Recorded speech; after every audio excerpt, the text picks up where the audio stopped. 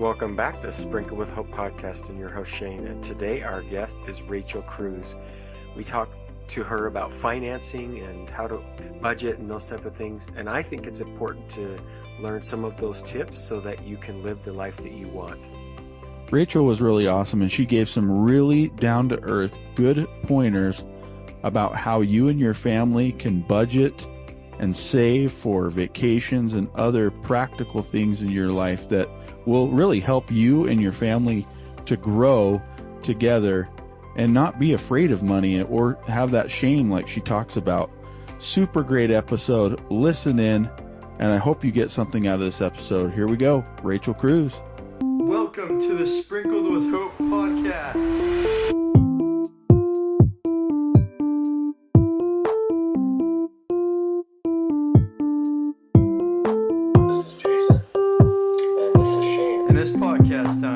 Welcome back to Sprinkle with Hope podcast and your host Shane. Today our guest is Rachel Cruze. We're so excited that she is willing to join us. She is a #1 New York Times bestselling author, a financial expert, and a host of the Rachel Cruze Show.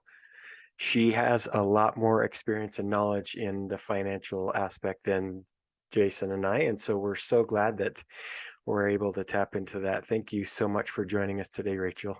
Yeah, thank you guys. Thanks for having me. I appreciate it. So my first question is around money, but you talk a little bit about the 7 tendencies that we all tend to have.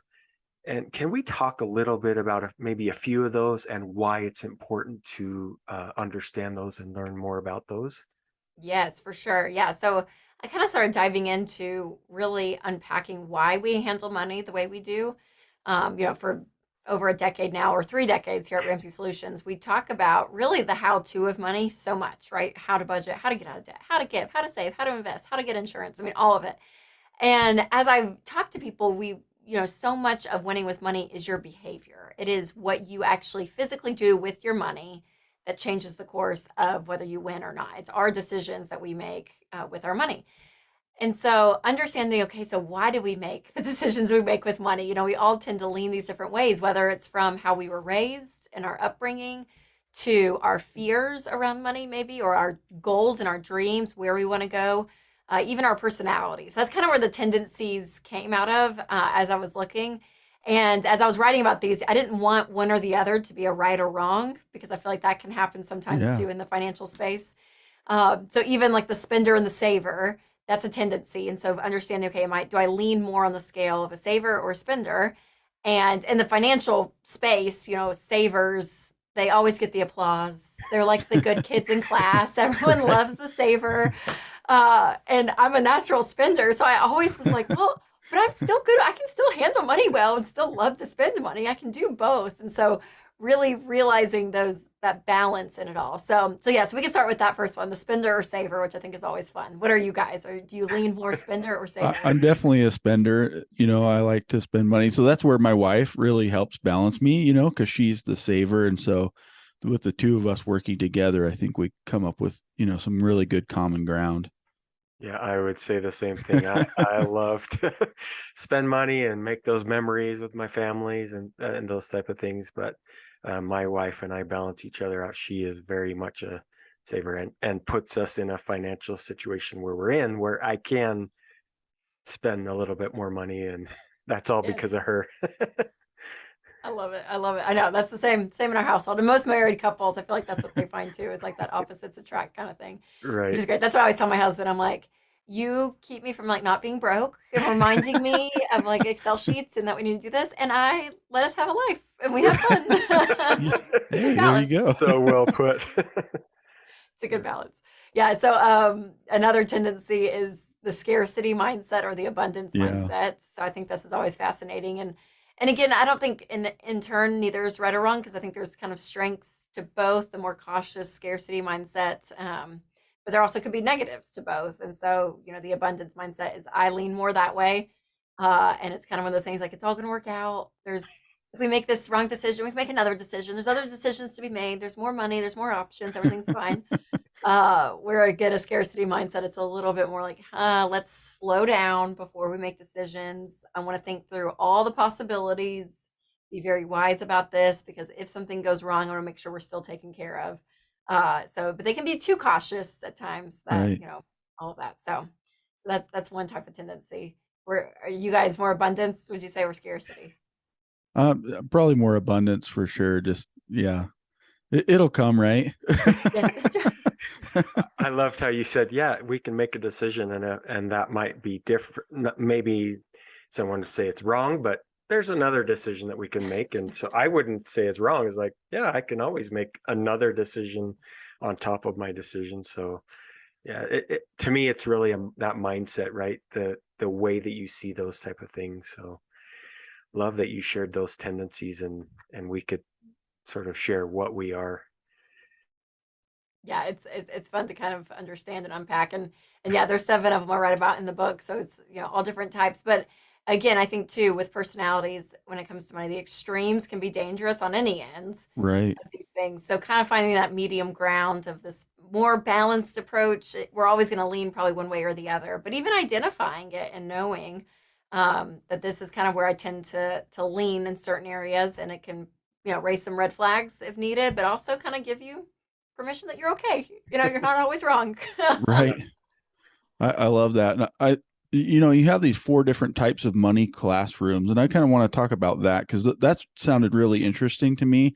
And I just wanted to get your take on it as, maybe a little discussion about what those are and kind of what does that actually mean, those money classrooms? So your household growing up really was your classroom in life. That's like where you learned so much. And there's some lessons we all take with us into adulthood. There's some lessons that we just kind of leave over there in the past. We're like, we're probably not going to do that as adults. We all have those, right? And so money is the same way. The household you grew up in really can define how you view money. And what's fascinating is I find people either mirror a lot of what they knew growing up and they just kind of fall Yeah. into it, or they do the absolute extreme opposite. They are like, I'm not doing that. That's how I was raised. I'm not doing that. So it's fascinating to watch people as they kind of unpack how they grew up. But money in a household is really communicated in 2 ways. It's communicated verbally, obviously, but it's also communicated emotionally. And so Mm, with the verbal, it's either open or closed. It was either open communication or closed communication. And emotionally, it was either calm or stressed. And yeah. in that, it makes this quadrants that ends up being these classrooms around money. So the first one is the anxious money classroom. And this is where communication is closed. It's not talked about, but it's stress filled. You can really feel the Mhm. tension. It's not Yeah. said, but like, oh yeah, mom and dad, I can't ask for that because it's going to be a kind of a harsh no, and it's not talked about, but you just feel it. The second is the unstable money classroom. So this is where the environment is still stressed, but it's open communication. So Mm, probably lots of conflict, fighting. You heard about the money fights and the money problems because it was talked about. The third is the unaware money classroom, and this is where it's verbally closed but emotionally calm. mm, The people that were raised in this household would say, my head was kind of in the sand, never even really thought about it until I was on my own. It just wasn't a thing. Like, truly, just was not a topic you even thought about. And then that fourth money classroom is probably it is the healthiest of the 3 or of the 4, and it's the secure money classroom. So this is where communication is open, money is talked about, but also there's a calm emotional state in the household. And you don't have to have a ton of money to be in classroom number right. 4, but it's the idea that your parents had a level of control, parents had a level of control, knowing, okay, this is what we have.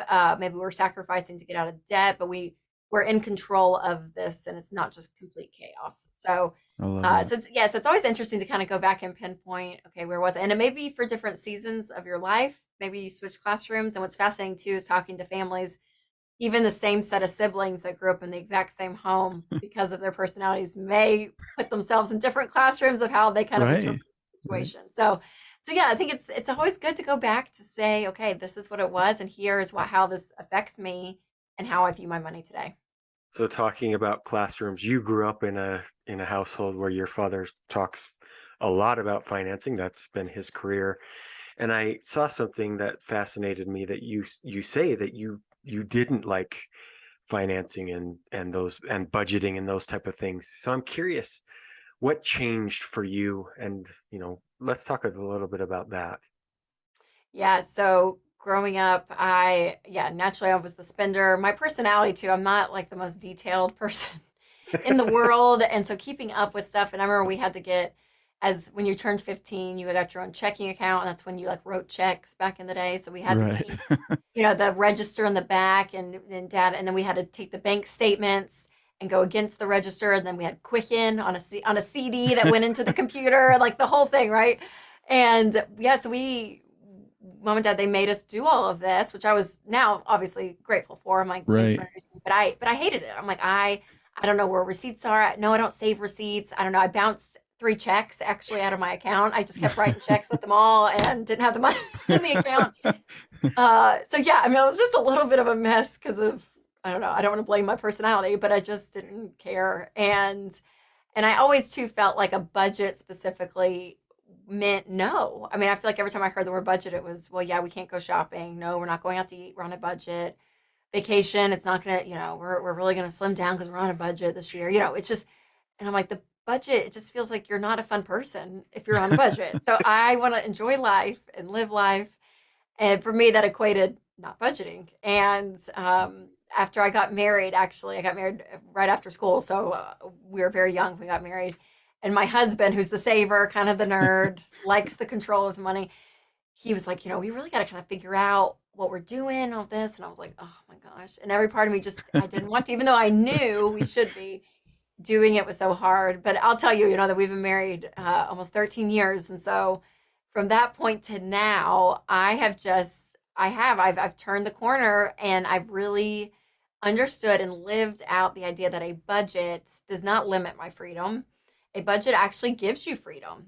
It gives Mm. you permission to spend. It gives you limits. Yes. And yes. Does it give you boundaries? Yes. But it does give you this level of freedom that when you go and check out at the grocery store or online, you're not second guessing and thinking, oh gosh, is this too much here or there? And you're dancing around. It is laid out for you. So you can spend with such freedom and permission that you just enjoy life more versus second guessing everything. And so the budget really is so powerful. But I understand people that cringe at the word and all of that because I was you. I was you if you're doing that right now. But really being intentional in anything in life, which I know you guys probably talk about so much, but it's just so important to live on purpose. And with your money, that's what you're doing. You're controlling your money versus your money controlling you. I love that. I love what you're talking about. And I think it's really important to have a budget. So kind of talking on those lines with a budget, Shane and I, we talk about vacationing all the time. It's one of the things we really, really enjoy to do. So how would a family who's kind of in a tight spot financially still save and have a budget, but be able to go, to somewhere nice, maybe not, Disneyland or France or something like that, but Right. Maybe just go on a family vacation every year and what does that kind of look like? What are some hints and tips and things like that could help? Yes. So I love the idea of sinking funds, which is where you just put a little bit of money aside each month. And so planning ahead is really important, I think, when it comes to a lot of this stuff, just looking ahead and saying, okay, what are we doing here, here, and here?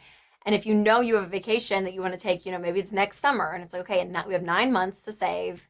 Roughly kind of here's what we could save realistically in 9 months to completely set aside. So when it comes to the vacation, we have the money for it, or along we need to book airline tickets maybe 3 months out. So like lining just the details up and then saving for that. And you really have to let the money determine what you're doing versus just your want and your desire.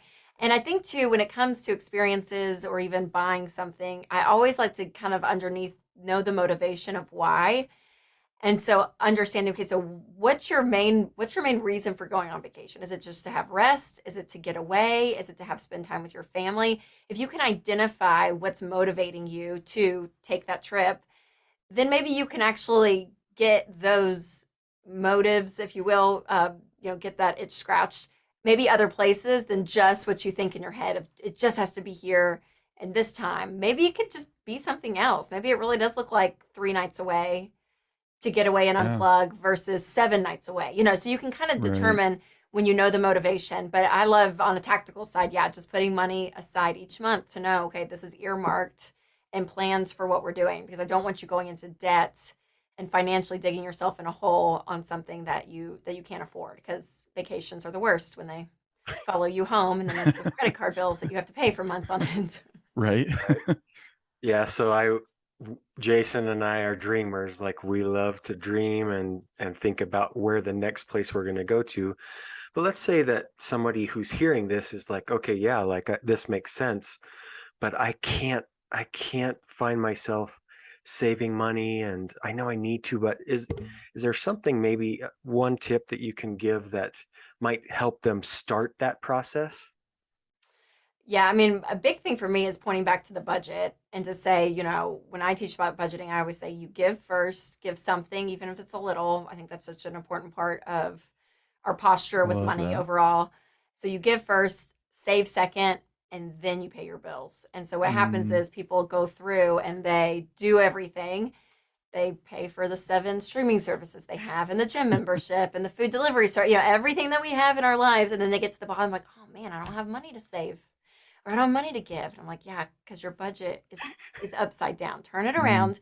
And then it really forces the priority of what you want in your life. And I think that there's also um, there's kind of this idea of I don't want to say growing up, but there takes a level of maturity to say, okay, I'm going to delay pleasure. Like in the moment, yes, I want to go on Amazon and buy X, Y, and Z because it feels good and I'm bored and I just want to do it.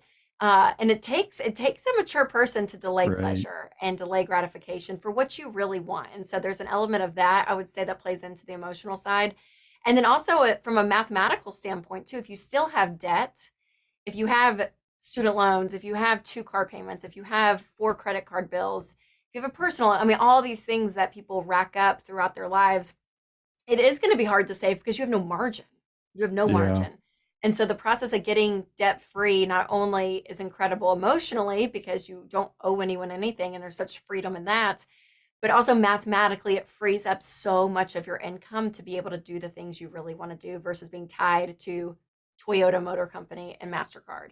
And so getting the priorities straight of, okay, what if we worked ourselves out of debt and had no payments? How much money would we have left over to save, maybe? So it's kind of maybe a different mindset shift, but there's definitely some ways to do it from a tactical mathematical standpoint, but also an emotional standpoint to say, if I'm going to grow up and do that, like I got to be a grown up. Like I have to be in a habit of doing this every month. I love that like visual of just flipping the thing completely upside down and doing it that way. That makes a lot of sense to me. One of the things that I was thinking about is, here we are in this economic situation that we're in. Inflation is up, and all these things are happening to us, right? And maybe not even really making more money, but we've got inflation that rise with us. So how does somebody maybe invest or start investing in this kind of climate that we're in? What does that kind of look like? Yeah. So with investing, Warren Buffett always said, which I kind of loved. I was like, that's a good way of looking at it. He said, be greedy when people are fearful and be fearful when people are greedy. And so Mm, it's kind of a different mindset shift when the market currently, it's not as down as the news is making it out to be, right. that like we're all going to die. It's, Right. the market's not that down. But it is lower than it was. So Right. we see that. But for me, when it is low, I'm like, well, that's just a chance to buy more. I mean, your money will go further right now. And then I mean, maybe I'm an optimist, but I'm like, I just believe in the American economy enough to believe that it's going to come back. I I eventually agree. believe we will come back from this.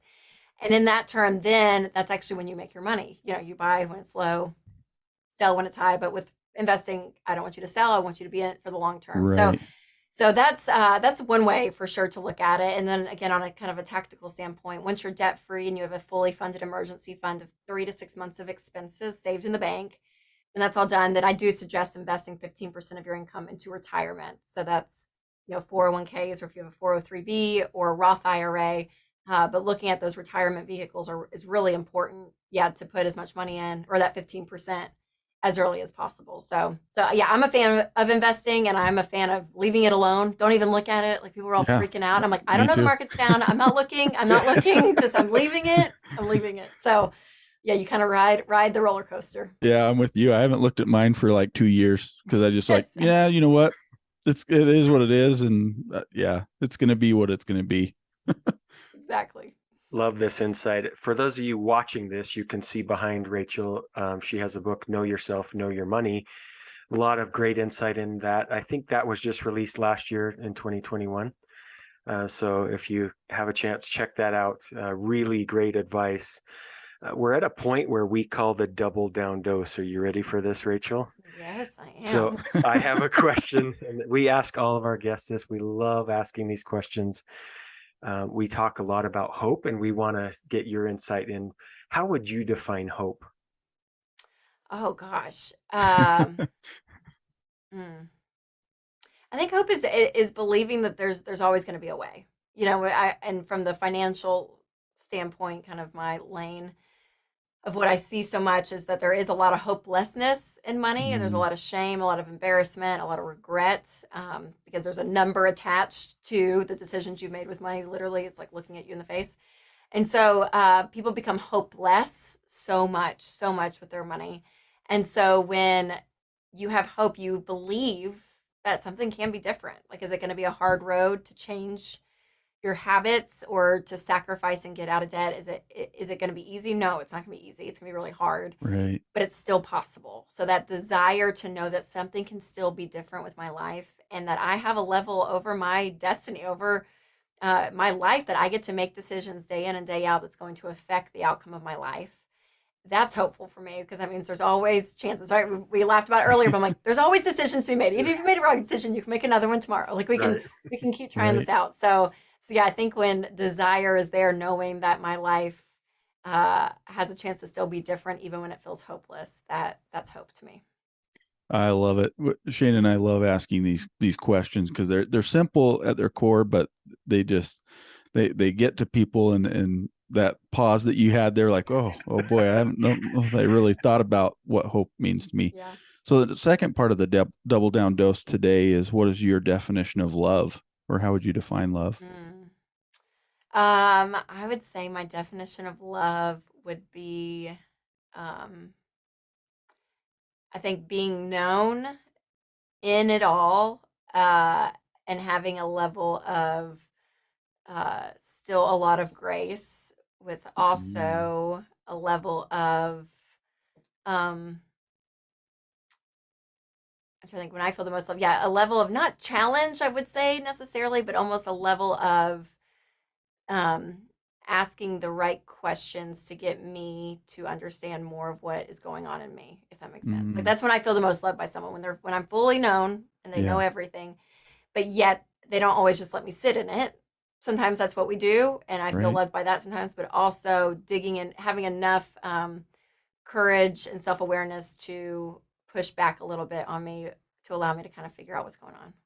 I don't Yeah. know. Is that love? I'm not sure. That's No, your I thought it was definition. perfect. Yeah, Yeah, it's that's why we love asking those two questions, because they really seem so simple on the surface, but everyone without fail pauses for seconds. "Oh, I've never thought about that." So we just love asking those questions. Rachel, thank you so much for your time today, for your insight, for the things that you do to help make this world a better place. Hopefully the people who are hearing this get something out of it and really listen to what you're saying, and if they want, take your advice and buy your book. And thank you again so much for your time. Absolutely, you guys. Thanks for having me on. I so appreciate it. yes. Thank you, Rachel.